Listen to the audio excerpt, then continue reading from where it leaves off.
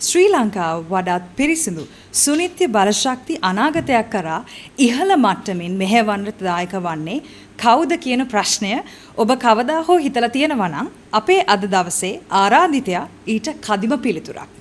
ශ්‍රී ලංකා සුනිත්‍ය බලශක්ති අධිකාරියේ සභාපති ප්‍රමුඛ පෙළේ භෞතික විද්‍යාඥයෙකු වගේම පර්යේෂකයෙකුද වන මහාචාර්ය විජේන්ද්‍ර බණ්ඩාර මහතා අපත් සමග අද එකතු වෙනවා. පේරාදෙණි විශ්වවිද්‍යාලයේ කේන්ද්‍ර කරගනිමින් දශක දෙකකට අධික කාලයක් සූර්ය බලශක්ති පරීක්ෂණ ක්ෂේත්‍රයේ සීමාවන් පුළුල් කරන්නට කැපවුණු ඔහු පර්යේෂණ පත්‍රිකා 100කට වඩා ප්‍රකාශයට පත් කරලා තියෙනවා. ඒ විතරක් නෙවෙයි. විද්‍යාව ප්‍රායෝගික විසඳුම් බවට පත් කිරීම සඳහා ඔහු තම වෘත්තීය ජීවිතය කැප කරලා තියෙනවා. මහාචාර්ය බණ්ඩාර මහත්මයා ඔබ අපගේ වැඩසටහනට ඉතාමත් ගෞරවයෙන් පිළිගන්නවා. ආයුබෝවන්. ආයුබෝවන්. ලංකාවේ හැම අවුරුද්දක්ම ඉන්ධන ආනයනය කරන බිලියන ගණන් මුදල් වියදම් කරද්දී අපේ රටට නොමිලේ ලැබෙන අවුවෙන් සහ සුළඟෙන් අපි ප්‍රයෝජනය නොගෙන අපතේ හරිනවා. ඇත්තටම මේ පරාදීනත්වයෙන් මිදෙන්න නම් අපිට මොන වගේ පියවරක්ද ගන්න සිද්ධ වෙන්නේ? අපිට ඒකට මොනවද ලොකුම බාධාවන් තියෙන්නේ? ඔව් ඇත්තටම හොඳ ප්‍රශ්නයක්. ඒ වගේම මම ගැන දීර්ඝ හැඳින්වීමක් කරා ආචාර්ය විජේන්ද්‍ර බණ්ඩාර කියලා හැඳින්වුවා නම් මම හිතන්නේ ඒක ප්‍රමාණවත්. මෙතනදී ඇත්තටම ලංකාව කියන්නේ සුනිත්‍ය බලශක්තිය අනුන රටක්.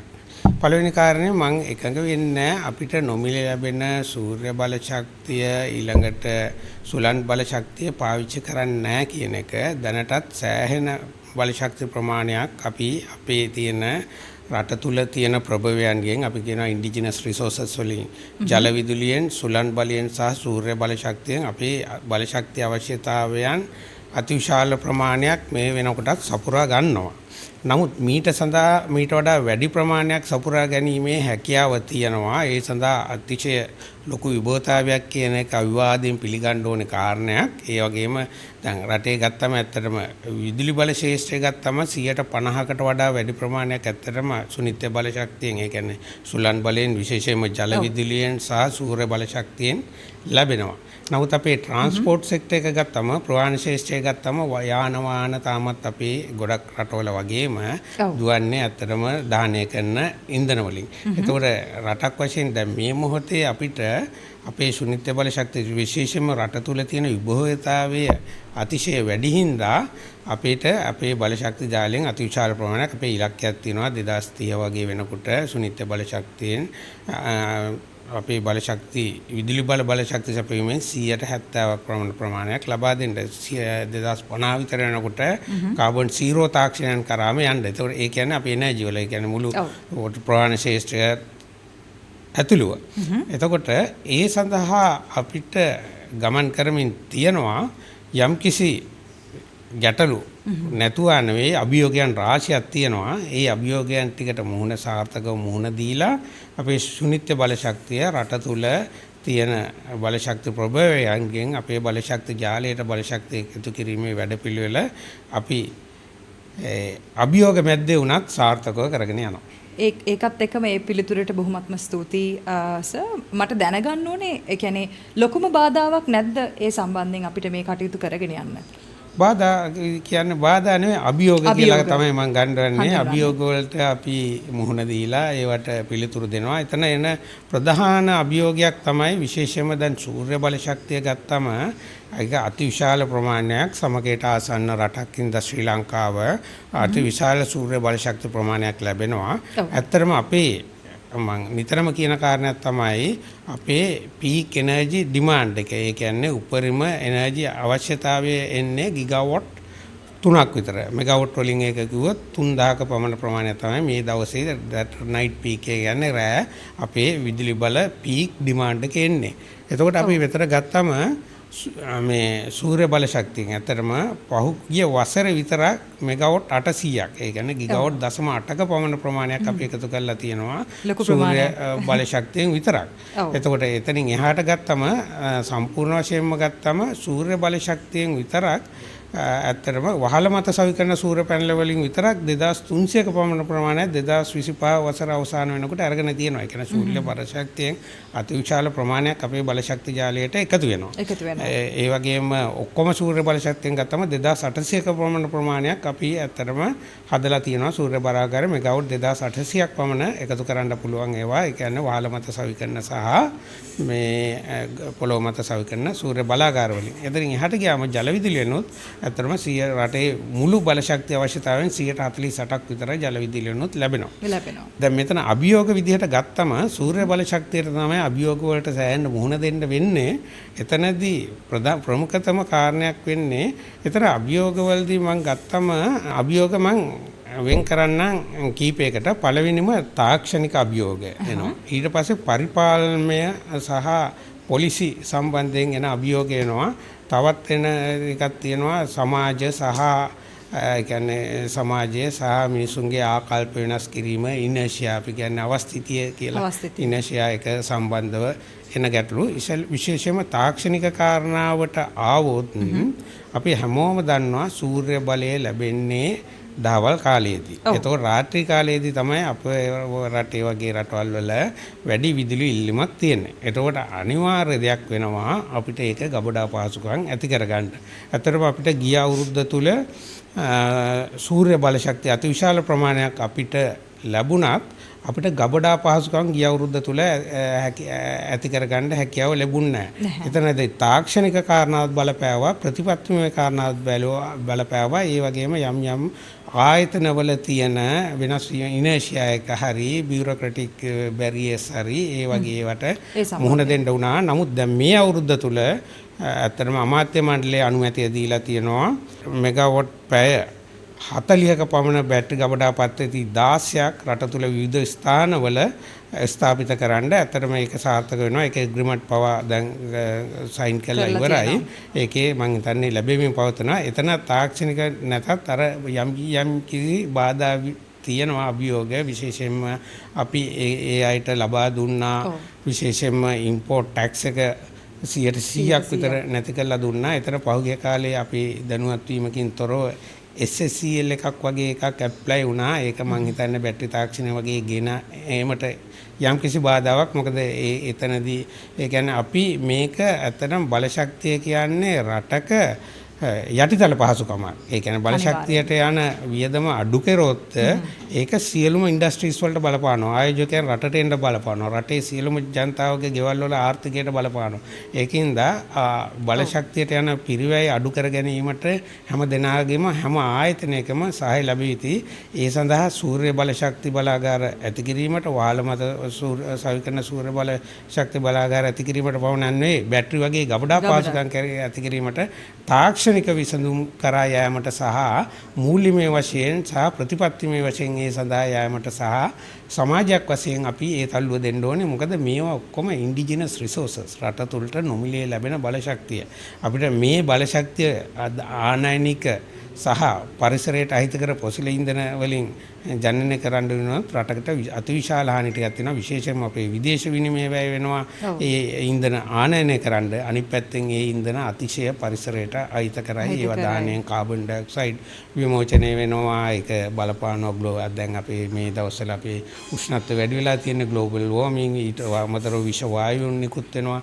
ඒ වගේ කාරණා තියෙනවා. ඒ සඳහා ඒ කියන්නේ අභියෝග ආවම තාක්ෂණික අභියෝග තියෙනවා. විශේෂයෙන්ම මේක ගබඩා පහසුකම් ඇති කරන රාත්‍රී කාලයේදී මේ බලශක්තිය ලබා දෙන එක. අනිත් එක තමයි අපිට දිගින් දිගටම එන කම්ප්ලේන් එකක් තමයි මේ සූර්ය බලශක්තියෙන් ජනනය වෙන බලශක්තිය අපිට පේන්නේ නැහැ. පේන්නේ නැහැ. ඒ කියන්නේ තව මොහොතකින් මොනවා වෙයිද දන්නේ නැහැ. අවුව නැති වුණොත් ඒ බලශක්ති ප්‍රමාණය අඩු වෙනවා. ඉතා විශාල ප්‍රමාණයකින් අඩු වෙනවා. ඉනර්ෂියා නැහැ කියලා කතා කරනවා. ග්‍රිඩ් බැලන්සින් කියලා කතා කරනවා. මේ දවස්වල ඒවා ප්‍රමුඛ මාතෘකා. ඒකින්ද දීර්ඝකාලීන සහ කෙටිකාලීන ෆෝකාස්ටිං සිස්ටම් එකක් හදන්න ඕනේ. ෆෝකාස්ටිං කියන්නේ එනර්ජි ජෙනරේෂන් ෆෝකාස්ටිං සිස්ටම් එකක් සූර්ය බලශක්තියටත් සුලන් බලශක්තියටත් ජල විදුලියට නම් අන්නේ දීර්ඝ කාලීනව. අපිට කෝල් කොච්චර ඕඩර් කරන්න ඕනද, ඉන්ධන කොච්චර මිලදී ගන්න කියන මේ ෆෝකාස්ටිං සිස්ටම් එක එන්න ඕනේ. ඒ තාක්ෂණික අභියෝග සඳහා මුහුණ දීන් සකස් කළා ප්‍රතිපත්ති සකස් කරලා ඒව දැන් ක්‍රියාත්මක කරගෙන යන කාලය තමයි දැන්. ඔව් බොහොමත්ම මගේ උත්තරේ ඉතා දීර්ඝයි. දීර්ඝයි. ඒ වුණාට ඒ උත්තරය මහාචාර්යතුමා අපිට ඇත්තටම වැදගත් වෙනවා ගොඩක් කරුණු කාරණා පැහැදිලි කරාට පස්සේ අපිත් එක්ක මේ වැඩසටහන බලන් ඉන්න හැම දිනාටම මේක පැහැදිලි. බලශක්තිය ගබඩා කර ගැනීම සම්බන්ධයෙන් අපි පළවෙනි ප්‍රශ්නේදී කතා කරා යම්කිසි ප්‍රමාණයකට දැන් රට පුරා ගෙවල් වල වහල මත සෝලාර් පැනල් සවි කිරීම වේගයෙන් සිදු වෙනවා. අපි දකිනවා ගොඩක්ම ගෙවල් වල සෝලාර් පැනල් මේ විදිහට සවි කරගෙන යනවා. හැබැයි ඉරේලිය දවසේම තියෙන්නේ නැහනේ කියලා බලශක්තිය ගබඩා කර ගැනීම කියන කාරණය ගැන බොහෝ දෙනෙක් අවධානය යොමු නොකරන්නේ ඇයි? ඒ වගේම ශ්‍රී ලංකාවේ නිවාස සහ ව්‍යාපාරික ස්ථානවල තමන්ගේ කුඩා විදුලි බලාගාර ඉදි කර ගන්න තව කොච්චර කල් යයිද? නැත්නම් අපිට මේ සඳහා කටයුතු දැනට කරගෙන යනවද? ඉතාම හොඳ ප්‍රශ්නයක්. මම ඉස්සෙල්ලා ප්‍රශ්නේදීත් උත්තර දීමේදී කිව්වා අපි සූර්ය බලශක්තිය අතිවිශාල ප්‍රමාණයක් පසුගිය වසරවල අපේ පද්ධතියට එකතු කරා. නමුත් පසුගිය වසර තුර කිසිදු බැටරි ස්ටෝරේජ් පද්ධතියක්, ඒ කියන්නේ බැටරි මත ගබඩා කරන සූර්ය බලාගාර වලින් උත්පාදනය වන බලශක්තිය බැටරි වල ගබඩා කරලා රාත්‍රී කාලයේදී හෝ ඩිමාන්ඩ් එක වැඩි වෙලාවල් වලට ලබා දීමේ ගබඩා පාසුකම් ඇති කරගන්න බැරුණා. නමුත් මේ අවුරුද්දේ මම කිව්වා එවැනි පද්ධති 3ක් ඇති කිරීම සඳහා ඇත්තටම අමාත්‍ය මණ්ඩලයේ අනුමැතිය ලැබිලා තියෙනවා. එතකොට මේ කාරණය සහ ඔබතුමිය මතක් කරපු අනිත් කාරණය ඇත්තටම අපි වහල මත සවි කළා සූර්ය බලශක්ති පද්ධතියක් අවි කළා සූර්ය පැනල වහල මත අයි කළා අපිම බැටරියක් ගෙදර තියාගෙන අපිට අවශ්‍ය වෙලාවට අපිට බලශක්තිය රාත්‍රී කාලයේදී ලබාගෙන අතිරික්තය විදුලි බල මණ්ඩලයට දෙන්න පුළුවන් ක්‍රමවේදයක් තියෙන්න ඕනේ. දැන් ගිය අවුරුද්ද තුල එවැනි ක්‍රමවේදයක් තිබෙන්නේ නැහැ. නමුත් මේ අවුරුද්දේ අපි ඇත්තටම විදුලි බල ප්‍රතිපත්තිය සකස් කරලා ඉලි දක්වා ඒකෙදි පැහැදිලිවම හඳුනාගෙන තියෙනවා.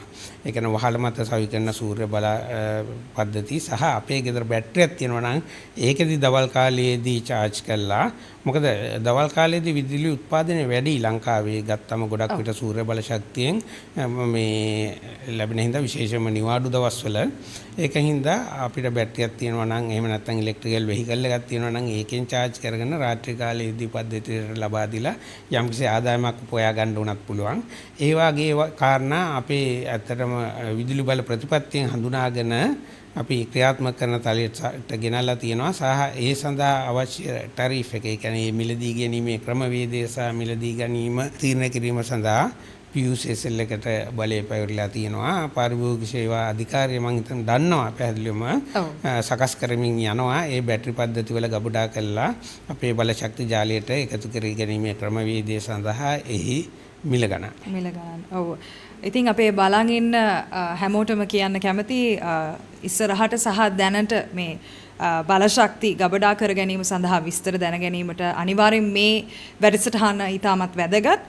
2035 දැක්ම ගැන කතා කරොත් අපි හිතමු මේ අවුරුදු මේ 2035 වෙනි අවුරුද්ද කියලා. ලංකාවේ සාමාන්‍ය පවුලක් උදෑසන අවදි වෙද්දී ඔවුන්ගේ නිවසේ සියලුම වැඩ කටයුතු සිද්ධ වෙන්නේ කලින් දවසේ බැටරි ගබඩා කරගත් සෝලාර් බලයෙන්. ඔවුන්ගේ වාහනය charge වෙන්නේත් ඒ සූර්ය බල ශක්තියෙන්මයි. මේක ඇත්තටම වෙන්න පුළුවන් දෙයක්ද? නැත්නම් හිතලා සතුටු වෙන්න පුළුවන් මනක්කල්පිත අදහසක් විතරද? ඔක අද උනක් කරන්න පුළුවන්.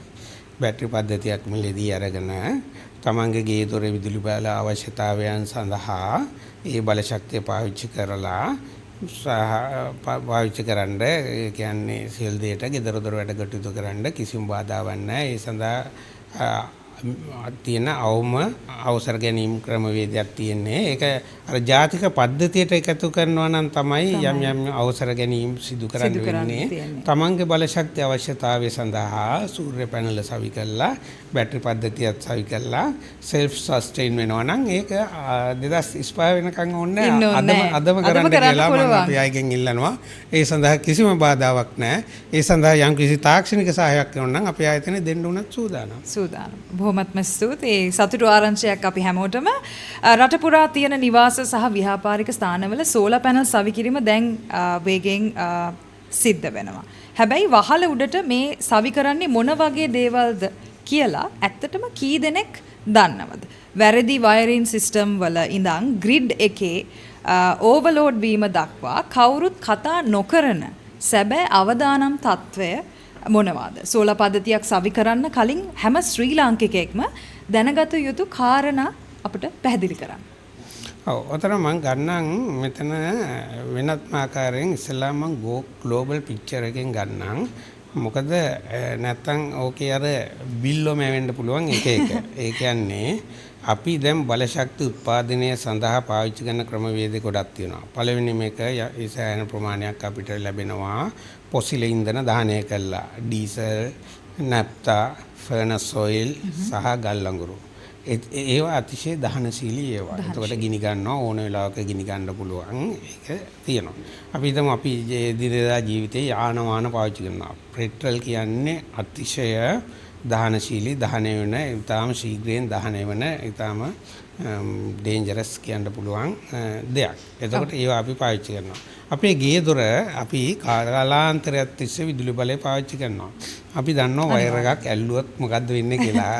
ආයි හුස්ම ගන්න ඉඩක් හිටින්නේ නැහැ. ලයි වයර් එකක් ඇල්ලුවොත්. ඒ කියන්නේ අපි එදිනෙදා ජීවිතයේදී අතිශය භයානක දේවල් අපි එන වාහනේ පෙට්‍රල් වල ගිනි ගැනීම ඒක හරියට අපි පාවිච්චි කරේ නැත්නම් අපේ ජීවිතේ එනකොටම මගදීම නැති වෙලා. අපි විදුලි බලය අපේ ගෙදර දොර පාවිච්චි කරන ළමා ලපටින් පවා අද දවසේ විදුලි බලය පාවිච්චි කරනවා. ඒ සඳහා ආරක්ෂිත ක්‍රමවේද තියෙනවා. පාවිච්චි කරන විදිය ගැන ජනතාව දැනුවත් කවුරුවත් දැන් ලයිව් වයර් එකක් අල්ලන්නේ නැහැ. නමුත් අතීතයේදී ඒ තාක්ෂණයන් හඳුන්වා දෙනකොට ඇක්සිඩන්ට් ඕන් තරම් වෙන්න ඉඩ තියෙනවා ගෙවල් ගිනි ගැනීම. එතනදී ගත්තම මම කියන්නේ පොසිල ඉන්ධන වගේ ඒවා ගත්තම සූර්ය බලය කියන්නේ අතිශය ආරක්ෂාකාරී සහ අතිශය පරිසර හිතකාමී තාක්ෂණයන්. විශේෂයෙන්ම සූර්ය බල ශක්තිය ගත්තම ඒක මම පැහැදිලි කරන්නම්. අඩුම ගානේ සූර්ය පැනල එක මූවින් පාර්ට් එකක්වත් නෑ. ඒ කියන්නේ සූර්ය බලය කියන්නේ සිලිකන් සෝලාර් පැනල් තියෙනවා. මොකද සිලිකන් දැන් කැඩ්මියම් වල විවිධාකාර එනවා. ඒක සර්ෆස් සෙරමික් සර්ෆස් එකක් තියෙන සෙරමික් ටයිල් එකක් වගේ සෙරමික් සර්ෆස් එකක් තියෙන්නේ. ඒකෙන් වෙන්න පුළුවන් හානිය. පොසිල ඉන්ධන දාණයෙන් විදුලි උත්පාදනය වගේ එහෙම හානි භයානක තත්ත්වයක් නෑ. අඩුම ගානේ කැරකෙන කොටසක්වත් සූර්ය පැනල් එක නෑ. අඩුම ගානේ දූෂණය පැත්තෙන් ගත්තාම පරිසර හානිය පැත්තෙන් ගත්තාම සූර්ය පැනල් එක අඩුම ගානේ ශබ්ද දූෂණයක්වත් වෙන්නේ නැහැ. ඩීසල් ජෙනරේටර් එකකින් අනිත් ජෙනරේටර් එකකින් එනකොට එතකොට අතිශය කාර්ය බහුල කාර්යාලයක එහෙම නැත්නම් ජනතාවට ඒගේ වහලේ මත එහෙම නැත්නම් අතිශය ජනතාව ගැවසෙන තැනක වුණත් සවි කරන්න පුළුවන් තාක්ෂණයක්. මොකද මේකේ විෂ වායු විමෝචනයක් නැහැ, ශබ්ද දූෂණයක් නැහැ, වෙනත් පුපුරා යෑමේ හෝ ගිනි ගැනීමේ ඩේන්ජර් එකක් නැහැ සූර්ය පැනල ගත්තම. නමුත් විදුලි බලය ගත්තම සූර්ය පැනල වල විදුලි බලය උත්පාදනය වෙනවා. විදුලි බලය භයානකයි. නමුත් විදුලි බලය අපි දීර්ඝ කාලයක් තිස්සේ පාවිච්චි කරනවා. ඒ සඳහා තියෙනවා. ඊට අමතරව දැන් සූර්ය පැනල ආවි කරනකොට ඉන්වර්ටර්ස් වගේ තියෙනවා, තාක්ෂණික කාරණා තියෙනවා. ඒ කියන්නේ එතන තියෙනවා අපිට ඇත්තටම ඒ සඳහා යම් නීති රෙගුලාසි තියෙනවා. විශේෂයෙන්ම සූර්ය පැනල හැමෝටම සවි කරන්න බෑ. සුනිත්‍ය බල ශක්තිය අධිකාරියේ යම් කිසි ක්‍රමවේදයක් තියෙනවා. ඒ රෙජිස්ටර් වෙච්ච කම්පැනි එකට විතරයි ලංකාවේ සූර්ය පැනල සවි කරන්න පුළුවන් දෙකට දෙන. එතකොට ඒගොල්ලොන්ගේ සුදුසුකම අපි බලනවා. ඉංජිනේර් කෙනෙක් ඉන්න ඕනි. ඒ වගේ ඒ පුහුණු ඒ ක්‍රමවේද සහ ජනතාවගෙන් එන ෆීඩ්බැක් පවා අපි පරීක්ෂා කරලා බලනවා වුන් සවි කරපු ඒ වගේ. ඒකට ඒ වගේ කාරණා තියෙනවා. ඊට අමතරව දැන් මම කියන්නේ මේක අතිශය සුරක්ෂිත එකක් වුණත් විදුලි බලය තියෙනවා. ඒ කියන්නේ වැඩි විභවයක් සමහර යම් කාරණා සිද්ධ වෙන්න පුළුවන්ක තියෙනවා. අවශ්‍ය වෝල්ටේජ් එක ඒ කියන්නේ විභව අන්තරය මේන්ටේන් කරගන්න ඕනි. ඒක වගේම ෆ්‍රීකවන්සි එක මේන්ටේන් කරගන්න ඕනි. ඒ තාක්ෂණික දැනුම ඇති අය අපි රෙජිස්ටර් කරලා තියෙන ආයතන වල ඉන්නවා. විශේෂයෙන්ම ජනතාවට මෙතන යම් කිසි පැන නැගීම ගැටලුවක් පැන නැගුණොත් එහෙම විශේෂයෙන්ම බැටරි පද්ධතියේ පොඩි භයානකත්වයක් තියෙනවා. බැටරි පද්ධතියක් ස්ථාපිත කරනවා නම් බැටරිය ගිනි ගැනීමට ඒක අපි තර්මල් රන්වේ කියන ගිනි ගැනීමට ලක් වෙ යුතුයි. විෂ වායු නිකුත් වෙන්න පුළුවන්. විශේෂයෙන්ම මේ වගේ කාරණා වෙන්න ගොඩක් විට ඉඩ තියෙන්නේ ෂෝට් සර්කිට් වුණොත් තමයි යම් කිසි පද්ධතියක් ෂෝට් සර්කිට් වුණොත් ගිනි ගැනීමක් වගේ කාරණා එන්න පුළුවන්. ස්පාක් එකක් ඇති වීමකින් යම් කිසි දෙයක් සිද්ධ වෙන්න පුළුවන්. සහ ෆ්‍රීකවන්සි එක සහ විභව අන්තරය වෝල්ටේජ් එක කියලා අපි ජනතාව සාමාන්‍ය ජනතාව හඳුනාගන්නේ මේ වෝල්ටේජ් එක කියලා. ඒ විභව අන්තරය නිසි පරිදි පවත්වා ගැනීම වැදගත් වෙනවා. යම්කිසි දෙයක් වුණොත් ඕනම එක ෆයර් සාඩ් එකක් එන්න කලින් ෆයර් සේෆ්ටි රෙගුලේෂන්ස් තියෙනවා. ඒ ස්පෙસિෆිකේෂන් නිෂ්පාදනය වෙන කම්පැනි වලින්ම ලබා දීලා තියෙනවා. ඒවා කියවලා දැනුවත් වීම වැදගත්. නමුත් යම්කිසි ගැටලුවක් පැන නැගුණොත් තමන්ගේ ඒ ඉන්ස්ටෝල් කරපු අය හරි ඒ තාක්ෂණික කාරණා දන්න අය සම්බන්ධ කර ගැනීම තමයි කළ යුත්තේ. ඒ සේෆ්ටි රෙගුලේෂන්ස් වලට අනුව යන්න ඕනේ. සේෆ්ටි ස්ටෑන්ඩඩ්ස් ප්‍රකාශයටපත් කරලා තියෙනවා. විශේෂයෙන්ම ශ්‍රී ලංකා ස්ටෑන්ඩඩ් ආයතනය ඊට පස්සේ PUC අපි සම්බන්ධ වෙච්ච ඒ අනුව යන්න ඕනේ. ඒ මැනුෆැක්චරර් ස්පෙસિෆිකේෂන්ස් වලට අනුව යන්න ඕනේ. ඒ වගේම යම්කිසි ගැටලුවක් පැන නැගුණොත් තමන්ගේ ඒ සවි කරපු ඒ තාක්ෂණික සහාය ලබාගත් ආයතනයේ ඒ තාක්ෂණික නිලධාරීන් සම්බන්ධ කරගෙන එය නිවැරදි කරගත යුතුයි. බොහොමත්ම ස්තුතියි මහාචාර්යතුමා අපිත් එක්ක සම්බන්ධ වුණාට. අද දවසේ අපේ පළවෙනි වැඩසටහන What's Next පොඩ්කාස්ට් එකත් එක්ක එකතු වෙච්ච ශ්‍රී ලංකා සුනිත්‍ය බලශක්ති අධිකාරියේ මහාචාර්ය විජේන්ද්‍ර බණ්ඩාර මහතාට බෙහෙවින්ම ස්තුතිවන්ත වෙනවා අපගේ වැඩසටහනත් එක්ක සම්බන්ධ වෙච්ච එක ගැන. කොහොමද? ඒ වගේම අපේ ඊළඟ වැඩසටහනත් එක්ක අනිවාර්යෙන් අපත් සමග එකතු වෙන්න. What's Next